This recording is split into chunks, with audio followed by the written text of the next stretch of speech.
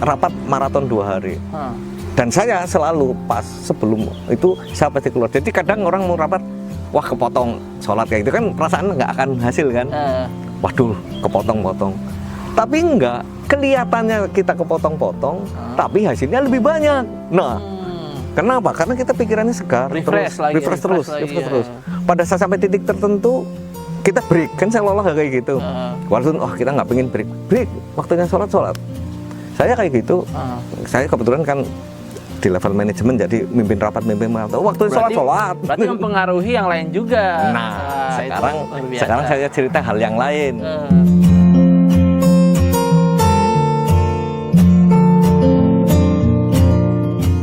Tadi saya waktu pertama kali sehari 2 hari di masjid, kan saya merasa aneh dan malu. Saya foto, saya kirim Pak Nana, ya karena Pak Nana orang dekat saya dan dia yang mengajari saya, akhirnya saya umroh. Saya foto, Pak, ini saya salah apa enggak sih saya di masjid sendirian ini gini. Loh padahal punya target sana sini 40-40.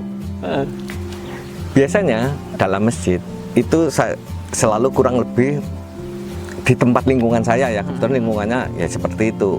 Rata-rata hanya 5 orang, 8 orang yang sholat jamaah. Di setiap saat loh ya, bisa mau subuh, mau zuhur, mau asar, mau apa.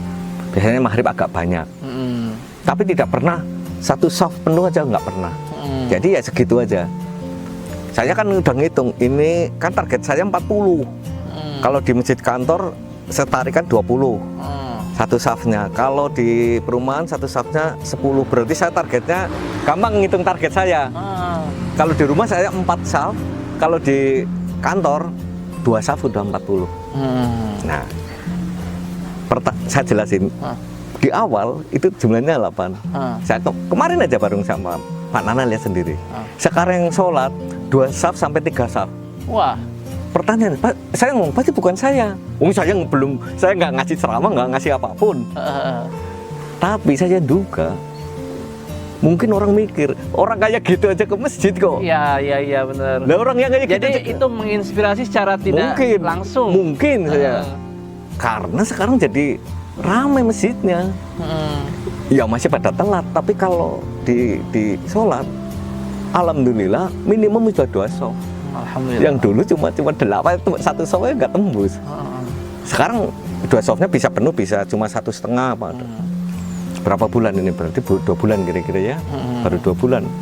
Kita tunggu. Ini hasil setelah setahun, selanjutnya berapa? Walaupun saya ngomong, saya nggak tahu apa penyebabnya. Saya yang belum ngomong, nggak. Apalagi ceramah saya kan nggak bisa. Karena contoh langsung itu lebih berbicara daripada sekedar ngomong. Dan mungkin kayak gini, mungkin loh saya duga, orang kan ngelihat kayak gini.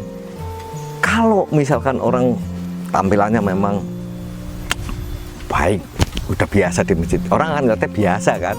Ya pantas ini Pak Haji ke masjid kan biasa. Emang orang kayak saya gitu loh, nggak meyakinkan kok.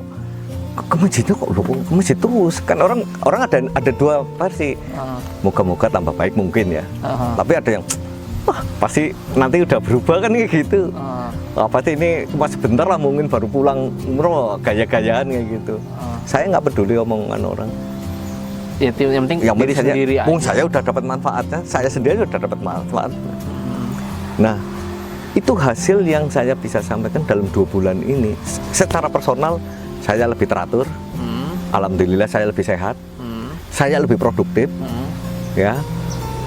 Orang lihat saya lebih dinamis, lebih kayak berenergi kan. Berarti saya membuat orang jadi semangat lagi. Nah, secara sosialnya juga mulai. Nah, kayaknya narik itu. Iya. Ya narik ya, paling tidak kayak gini. Nah, itu menarik juga di kantor.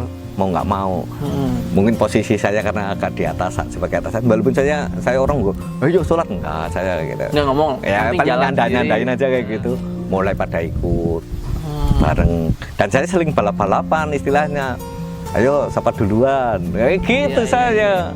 Nah, ada rutin, mungkin dulu ada yang malu, jadi berani karena ada saya kayak gitu. Itu di kantor. Kalau di perumahan, ya mungkin tetangga-tetangga ngeliat tuh ini kelas rubuh-rubuh gedang aja berangkat kok gitu. Masa yang lain enggak? Masa enggak, saya kan gitu, merasa lebih bagus kok nggak berangkat.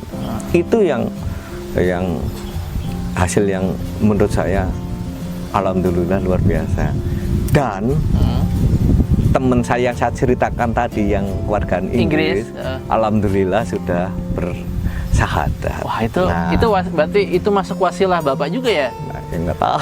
Wah, itu pahalanya gede banget itu, Nah Pak. itu, ya saya kan nggak ngerti, ya saya ngomong dengan cara saya. Mungkin karena saya nggak ngomongnya biasa dan enak buat dia, ya dia mikir ya sudah saya.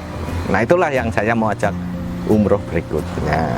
Saya udah berniat lah untuk mengajak dia. Kapan Pak kira-kira nih umroh bareng? Itu tadi saya bilang, apakah dia mau di akhir tahun ngejar mungkin biar nggak udaranya nggak terlalu panas ya, kan saya baru berangkat mungkin. Iya benar.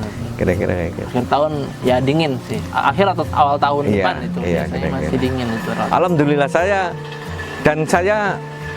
jelaskan ke dia, itu teman saya itu kebetulan pimpinan kategorinya kan, ya saya mendoakan lah waktu di Mekah, ya moga-moga dapat hidayah.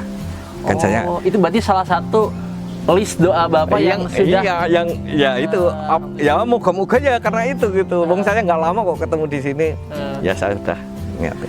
Berarti dari sekian doa sudah ada yang terjawab nih, masih ada yang belum terjawab. udah mulai kelihatan kan? Masih mulai berjalan sebenarnya. Ya, yang salah satu yang saya doain ya karena pesan itu, saya pengen di lingkungan saya bisa memberi pengaruh baik. Udah jelas ya di masjid itu udah kelihatan. Tapi konsep yang menerapkan gimana pola hidup di sewaktu umroh Mekah Madinah sama setelah pulang itu konsep yang luar biasa, karena itu artinya menjaga kualitas. Iya, Itu mahal Pak. karena saya mikir Seperti konsepnya Haji Mabrur itu kan sama, kebaikan yang dijaga di Mekah yang menahan dari segala keburukan, terus sepulang dari Mekah, sepulang haji itu harus terus dijaga. Itu yang dikatakan Haji Mabrur, bukan haji pulang terus berbuat buruk lagi, nggak gitu. Nah itu konsep yang pemahaman yang mahal Pak sebenarnya kayak gitu. ya. Iya, karena saya mikir kayak gini Mas, bayangin aja. Dan alhamdulillah saya prosesnya itu kayak kalau kita lihat pelajarannya, puasa di bulan Ramadan, terus awal kan, terus umroh lah, itu kan kayak pelajaran terus kayak gitu. Saya mikir segitu aja, kalau cuma saya ngandelin di situ, nggak tak praktekkan, hilang Mas. Itu kan sebulan Ramadan terus kemudian umroh 12 hari, berapa? 1,5 bulan lah. Sisanya berapa? 10 bulan lah katakan gitu. Ya, iya nggak imbang kalau kita hasil pelatihan ini nggak dijaga. Makanya saya itu patokan saya list yang ada di sana, tak lihat lagi. Insya Allah, moga-moga. Kalau pesan Pak bagi, karena ya sekali lagi tadi kan dijelaskan ya, pandangan umum itu umroh itu pasti soal materi yang dikeluarkan banyak gitu ya. Dan biasanya itu masalahnya. Kadang-kadang juga orang yang sudah istilahnya sebenarnya itu bukan nominal yang besar, buat dia juga masih belum tertarik. Nah kira-kira kalau Bapak misalkan diminta berpesan kepada mereka, pesannya apa gitu? Saya mau menyampaikan ini yang jadi yang saya rasakan belum tentu juga orang lain tepat ya. Betul. Saya ngeliat di SHU-nya dulu. Saya nggak ngerti yang lain, tapi SHU karena pertama kali ya? Pertama kali. Oh, iya. Dan itu buat saya pasnya kayak gini. Satu materi yang dikasih. Itu untuk diri saya sendiri, untuk diri ya. Karena kalau kita bener diri pasti bisa juga untuk orang lain, kayak gitu aja. Kalau kita baik ya baik, pasti bisa jadi baik orang lain. Materi-materinya tuh alhamdulillah bagus, kayak untuk Pembangunan diri. Ya itu pembangunan karakter sebenarnya. Yang kedua, contoh yang kan saya ngeliat contohnya. Ya contohnya ya alhamdulillah yang langsung saya bisa ngeliat kan bagus nih, itu kan saya lihat. Ya alhamdulillah itu saya pas kayak gitu. Ya pas saya ikutin gitu ya. Pak Nana itu kan contoh, oh iya berarti kombinasikan terus dengan dunia nyata. Jadi saya seneng ya kalau kita diskusi misalkan tentang menjelaskan tentang ayat tertentu atau tentang bagaimana kita menjaga ucapan, itu bagian doa. Itu kan kayak hari-hari kita sering kayak gitu, lupa hal-hal gitu. Nah itu setiap menyampaikan sesuatu dikaitkan dengan apa kegiatan harian kita. Jadi relate ya. Ya, nah itu buat saya itu bagus.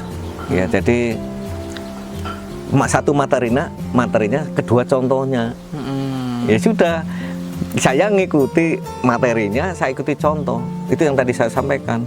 Saya mau mengosongkan dulu ya apa yang saya punya atau pemikiran saya, ya sudah. Sudut pandangnya juga. Ya tak ikutin aja supaya saya ini, walaupun ya pasti banyak yang teman-teman yang wah itu kan cuma kulit dan sebagainya. Ya itu kulit. Kalau kamu kulit itu maksudnya tampilan-tampilan aja. Ya kalau kamu cuma tampilan ya dapatnya tampilan. Iya benar. Kalau kamu umroh biar dipuji, ya dapat pujian. Iya kan? Iya. Atau kamu umroh atau haji biar dapat title. Ya, dapat title. Ya dapat title. Tapi kan saya diajarkan tidak begitu di SHU. Ada esensi yang lebih Kan saya ini gurunya begitu ya saya tak ikutin aja. Jadi tak kira ikuti pola-pola yang ada di SHU, yang diajarkan dan yang dicontohkan. Nah, dalam kesehariannya saya kan ngikutin. Pak Gusni kayak apa, ini bagaimana bercanda, bagaimana ngomongnya, oh ya tak ikutin. Sebenarnya udah kelihatan Pak dari namanya. Sekolah Haji Umroh, fokusnya memang di pendidikan pembangunan karakter. Karena yang masuk ke kita artinya siap untuk bersekolah, siap untuk di-upgrade lagi, gitu sih. Nah, saya lagi nah ke depan gimana? Di samping saya bermohon, saya bisa istiqomah jalanin dan meningkatkan. Karena saya dikasih PR sering. Subuh baca Quran, oh iya wis, listnya nambah lagi kan kayak gitu. Iya. Nah berarti di samping saya istiqomah, memang secara manajemen umum hubungan antar manusia, karena kebetulan saya diuntungkan berhubungan dengan banyak orang, banyak petani. Ini saya bangun dengan sekolah-sekolah, maka itu seperti ladang amal saya. Kalau saya punya ilmu yang cukup untuk menyampaikan, paling enggak saya mengantarkan lah kayak gitu ya, sesuai kapasitas saya. Jadi ini yang cita-cita saya, termasuk doa saya pengen begitu ya, supaya menyebarlah kebaikan itu di mana-mana. Nah ini yang mau tak ini kan. Termasuk medianya macam-macam kan. Saya kebetulan seneng menulis ya, menulis aja. Istilah kayak cerpen atau apapun kayak gitu, nulis kayak gitu, tapi untuk kalangan sendiri. Dan beberapa orang seneng dengan tulisan. Nah saya, insya Allah pasti saya akan membuat tulisan kayak gitu. Buku Pak ya? Ya apapun namanya. Karena itu menarik, kita tunggu nih. Ya biar kan buat kalangan tertentu seneng baca-baca kayak gitu. Dan saya biasanya buat seri. Oh gitu. Karena kalau buat seri, sudah ada yang pernah terbit belum? Saya pernah, enggak terbitkan umum, terlibat kalangan terbatas. Saya pernah nulis sebuah cerita sampai 22 seri. Wow, banyak Pak. Nah, saya punya pengalaman itu. Waktu itu kita punya majalah, kita terbit. Dan orang sampai nyari saya, nyari ini siapa yang nulis dan harus ketemu saya. Untuk nggak tahu kan, orang bisa hanyut dengan tulisan.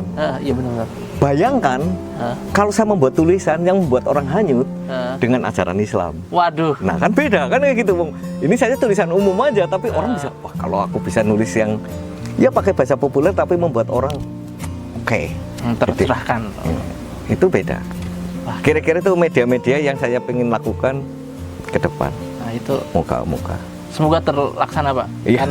Karena menulis itu proyek, ibaratnya proyek keabadian. Karena umur kita bisa jadi sudah selesai, kalau buku kita masih dibaca orang, manfaatnya ya masih lanjut terus gitu. Kalau aktivitas Bapak selain di mana? Selain di yayasan tadi ya?